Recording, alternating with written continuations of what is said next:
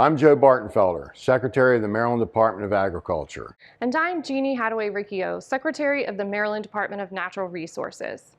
We want to encourage you to buy local in-season produce and seafood to support Maryland's agriculture and seafood industries.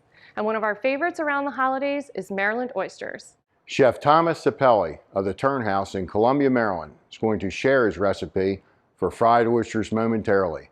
But in order to make his recipe, we first need to purchase Maryland oysters.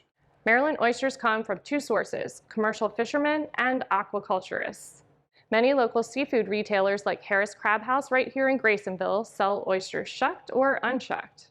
With us today is Jason Ruth, who's been shucking oysters at Harris Crab House for decades, and he will demonstrate the best way to shuck oysters once you get them home. Hi, my name is Jason Ruth. I'm here at Harris Seafood Company today to show you how easy it is to shuck an oyster for your holiday parties. Simply just take your oyster knife, a nice clean towel to cover the oyster to keep it from slipping. You're going to go into the hinge of the oyster, the rear side of the oyster. Twist just ever so slightly until the oyster pops, and then dislodge the meat from the top and bottom shell. And now you're ready for your holiday festivities. Now that we know how to shuck them, let's welcome Chef Thomas Sapelli. I have taken some of these wild Maryland oysters and I've got them marinating in buttermilk. I'm actually going to add a bit of Tabasco sauce to the buttermilk. A, it has a really nice flavor.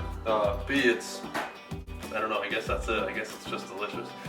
Things here that I know everybody in Maryland probably has at home. One is some all-purpose flour, the other is Old Bay seasoning. I'm just going to add a little bit of Old Bay to this flour. And then a little bit of salt.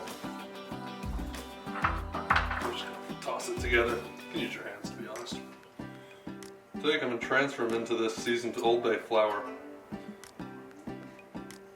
I have this hot oil, and I'm gonna add the oysters to it.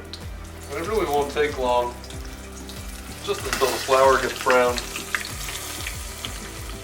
I'm just putting them on some paper towels to drain any of the excess oil here.